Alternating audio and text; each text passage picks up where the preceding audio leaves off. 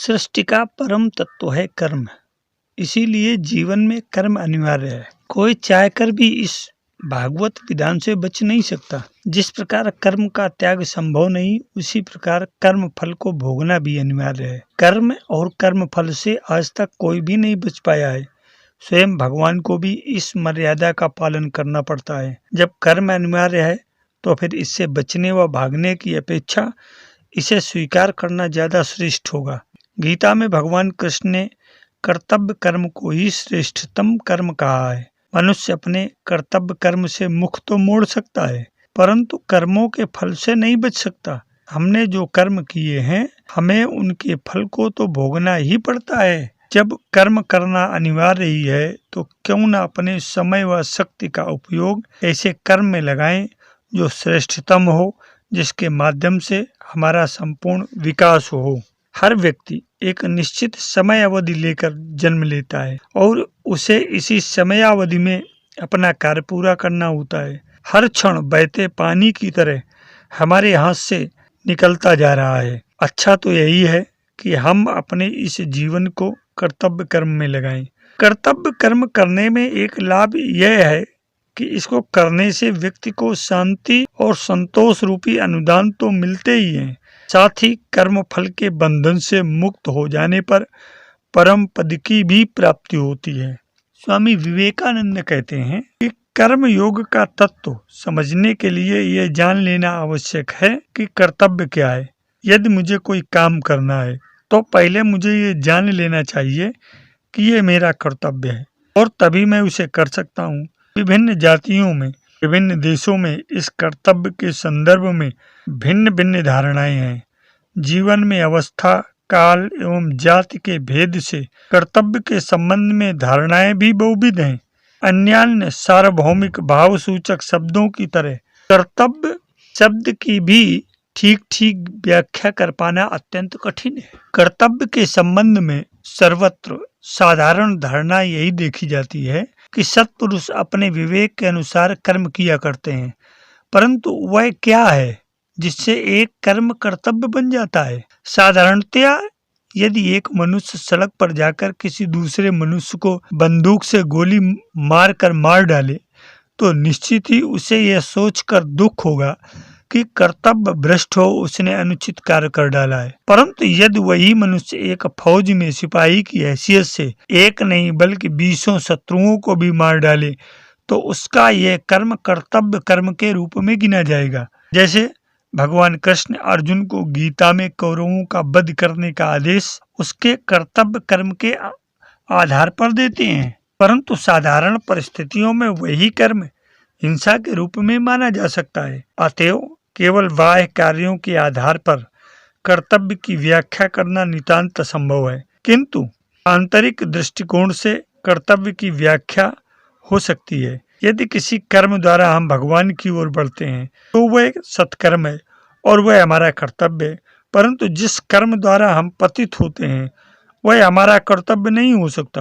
विभिन्न युगों में, विभिन्न संप्रदायों में और विभिन्न सभ्यताओं द्वारा मान्य यदि कर्तव्य का कोई एक सार्वभौमिक भाव रहा है तो वह यह है परोपकाराय पुण्याय पापाय परपीडनम, अर्थात परोपकार ही पुण्य है और दूसरों को दुख पहुंचाना ही पाप है। श्रीमद् भगवद गीता में जन्मगत और अव्यवस्थागत कर्तव्यों का बारंबार वर्णन आता है। जीवन के विभिन्न कर्तव्यों के प्रति मनुष्य का जो मानसिक और नैतिक दृष्टिकोण रहता है वह अनेक अंशों में उसके जन्म और उसकी अवस्था द्वारा निर्धारित होता है। इसीलिए अपनी सामाजिक अवस्था के अनुरूप हृदय तथा मन को उन्नत बनाने वाले कार्य करना ही हमारा कर्तव्य है।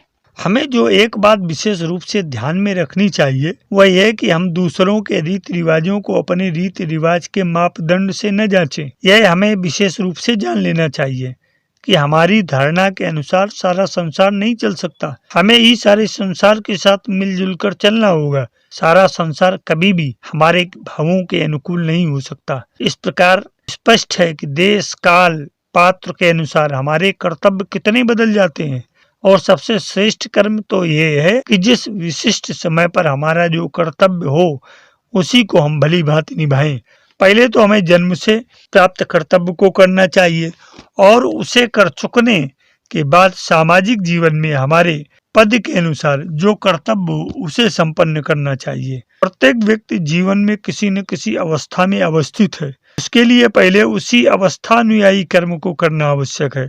मानव स्वभाव की एक विशेष कमजोरी यह है कि वह कभी स्वयं में त्रुटि देखने का प्रयास नहीं करता। हर व्यक्ति यह सोचता है कि वह सर्व सम्मान पाने का अधिकारी है। ऐसा सोचने से पहले उसे यह देख लेना चाहिए कि वह अपने वर्तमान कर्तव्य का भलीभांति निर्वहन कर रहा है अथवा नहीं। ऐसा होने पर ही उसके सामने उच्चतर जिम्मेदारियां प्रस्तुत होंगी। जब संसार में हम लगन से काम शुरू करते हैं तो प्रकृति विभिन्न संघर्षों के माध्यम से हमें इस योग्य बना देती है कि हम अपना वास्तविक पद निर्धारित कर सकें। यहाँ ये जान लेना भी आवश्यक है कि प्रकृति हमारे लिए जिस कर्तव्य का चयन करती है उसका विरोध करना व्यर्थ है। यदि कोई मनुष्य छोटा कार्य करे तो उसके कारण वह छोटा नहीं कहा जा सकता। कर्तव्य के मात्र बाहरी रूप से ही मनुष्य की उच्चता का निर्णय करना उचित नहीं। देखना तो ये चाहिए कि वह अपना कर्तव्य किस भाव से करता है। सबसे श्रेष्ठ कार्य तो तभी होता है जब उसके पीछे किसी प्रकार की स्वार्थ की प्रेरणा न हो और उस व्यक्ति द्वारा अपना कर्तव्य मनोयोग के साथ पूर्ण किया गया हो। जब कर्म उपासना में परिणत हो जाता है उस समय कर्म का अनुष्ठान केवल कर्म के लिए ही होता है। कर्तव्य का पालन दुष्कर भी हो सकता है, पर यदि कर्तव्य करने में निहित भावनाएं शुभ एवं सात्विक हो तो मनुष्य के लिए कर्तव्य की पूर्ति करना सहजता से संभव है। यदि ऐसा न हो तो माता पिता अपने बच्चों के प्रति, बच्चे अपने माता पिता के प्रति, पति अपनी स्त्री के प्रति तथा स्त्री अपने पति के प्रति अपना कर्तव्य कैसे निभा सकते हैं। कर्तव्य पालन की मधुरता इन्हीं सात्विक भावनाओं में निहित है।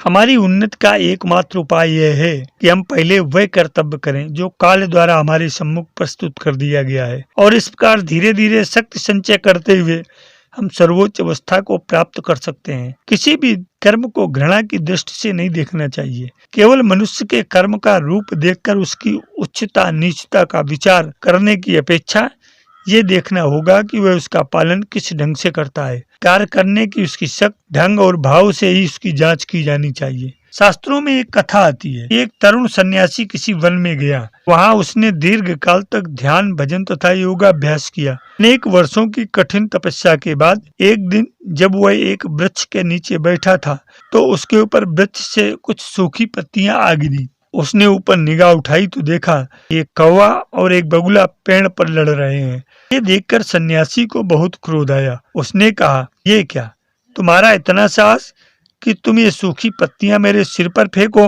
इन शब्दों के साथ सन्यासी की क्रुद्ध आंखों से आग की एक ज्वाला सी निकली और वे बेचारे दोनों पक्षी उससे जलकर भस्म हो गए। अपने में ये शक्ति देखकर वह सन्यासी बड़ा खुश हुआ और उसने सोचा, अब मुझ में अपार शक्ति है, मैं तो दृष्टि मात्र से किसी को भी भस्म कर सकता हूँ। कुछ समय बाद भिक्षा लेने के लिए वह एक गांव में गया। गांव में जाकर वह एक दरवाजे पर खड़ा हुआ और उसने पुकारा, माँ, मुझे भिक्षा मिलेगी? तर से आवाज आई, थोड़ी प्रतीक्षा करनी होगी, मैं अभी अपने पति की सेवा में निरत हूँ। सन्यासी ने मन में सोचा, इस महिला का इतना साहस कि यह मुझसे प्रतीक्षा कराए, भी ये मेरी शक्ति नहीं जानती। सन्यासी ऐसा सोच ही रहा था।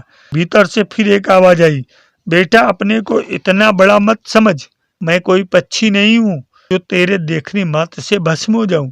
यह सुनकर सन्यासी को बड़ा आश्चर्य हुआ। बहुत देर तक खड़े रहने के बाद घर में से एक स्त्री निकली और उसे देखकर सन्यासी उसके चरणों पर गिर पड़ा और बोला, माँ, तुम्हें ये सब कैसे मालूम हुआ? तुमने कौन सी साधना की है? स्त्री ने उत्तर दिया, बेटा, न तो मेरे पास कोई सिद्धि है और न मैं तुम्हारी तरह तपस्वी हूँ, मैं तो एक साधारण स्त्री हूँ। मैंने तुमको इसलिए थोड़ी देर रोका था कि मेरे पतिदेव बीमार हैं और मैं उनकी सेवा शुश्रूषा में संलग्न थी। यही मेरा कर्तव्य है।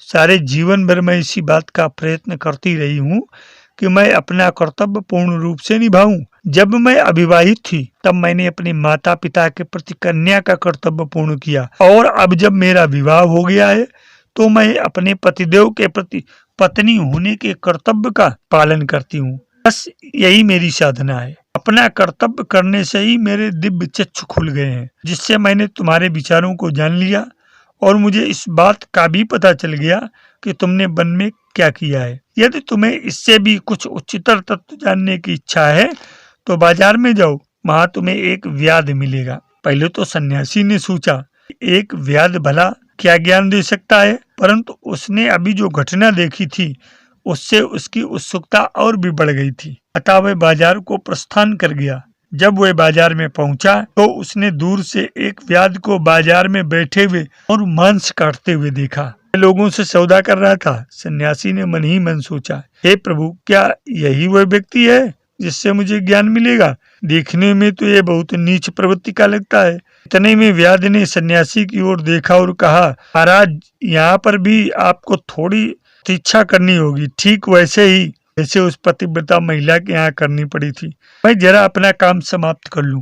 यह सुनकर सन्यासी के आश्चर्य का ठिकाना न रहा। सन्यासी ने देखा कि व्याध अपना काम लगातार करता रहा और जब वह अपना काम पूरा कर चुका तो उसने अपने रुपए पैसे समेटे और सन्यासी से कहा, चलिए महाराज, घर चलिए। घर पहुंचकर व्याध ने उन सन्यासी महाराज को आसन दिया और बैठक में बिठाकर कहा, आप यहाँ थोड़ा ठहरिए। इतना कहकर व्याध घर के अंदर चला गया। वहां उसने अपने माता पिता को स्नान कराया और उन्हें भोजन कराया और फिर वह उस सन्यासी के पास आया और उनसे बोला, महाराज, आप मेरे पास आए हैं, अब बताइए मैं आपकी क्या सेवा कर सकता हूँ। सन्यासी ने उससे आत्मा तथा परमात्मा संबंधी कुछ प्रश्न किए और उनके उत्तर में व्याध ने उसे जो उपदेश दिया वही महाभारत में प्रसिद्ध आख्यान के रूप में वर्णन है। जब व्याध अपना उपदेश समाप्त कर चुका तो सन्यासी को बड़ा आश्चर्य हुआ और उसने कहा, इतने ज्ञानी होते हुए भी आप ऐसे क्यों रहते हैं? आप इतना निंदित और कुत्सित कार्य क्यों करते हैं? व्याध ने उत्तर दिया, बस कोई भी कार्य निंदित अथवा अपवित्र नहीं है। मैं जन्म से ही इस परिस्थिति में हूँ, यही मेरा प्रारब्ध जन्य कर्म है। बचपन से ही मैंने ये व्यापार सीखा है, परंतु इसमें मेरी कोई आसक्ति नहीं है। कर्तव्य होने के नाते मैं इसे उत्तम रूप से किए जाता हूँ। मैं गृहस्थ होने के नाते अपना कर्तव्य करता हूँ और अपने माता पिता के प्रति अपने कर्तव्य को पूर्ण करता हूँ। न तो मैं कोई योग जानता हूँ और न ही मैं कभी सन्यासी हुआ हूँ। संसार छोड़कर मैं कभी वन में नहीं गया, परंतु भी जो तुमने मुझसे सुना तथा देखा वह सब मुझे अनासक्त भाव से अपनी अवस्था के अनुरूप कर्तव्य का पालन करने मात्र से ही प्राप्त हुआ है। कर्म फल में आसक्ति रखने वाला व्यक्ति अपने भाग्य में आए हुए कर्तव्य से उद्विग्न होता है। अनासक्त पुरुष के लिए सब कर्तव्य एक समान है। उसके लिए तो वे कर्तव्य आत्मा को मुक्त कर देने के लिए शक्तिशाली साधन है। इसलिए जब हम कोई कार्य करें तब हमें अन्य किसी बात का विचार न करते हुए उसे एक उपासना के रूप में करना चाहिए। यही बात हमने उपरोक्त कथा में देखी है। व्याध एवं वह स्त्री दोनों ने अपना अपना कर्तव्य बड़ी प्रसन्नता तथा तन्मयता से किया और उसका ये फल हुआ कि उन्हें दिव्य ज्ञान प्राप्त हुआ। मेरे अध्यात्म प्रेमी जिज्ञासु मित्रों, इससे हमें यह स्पष्ट होता है कि जीवन की किसी भी अवस्था में कर्म फल में बिना आसक्ति रखे यदि कर्तव्य उचित रूप से किया जाए उससे हमें परम पद की भी प्राप्ति हो सकती है। परमात्मा द्वारा प्रदत्त कर्तव्य का अनासक्ति एवं पूर्ण श्रद्धा से निर्वहन ही श्रेष्ठतम कर्म है। गीता में भगवान श्री कृष्ण का अर्जुन को वह उपदेश सर्वविदित एवं सर्वमान्य है, कर्मण्येवाधिकारस्ते मा फलेषु कदाचन। केवल कर्म करने में ही अपना अधिकार रखिए।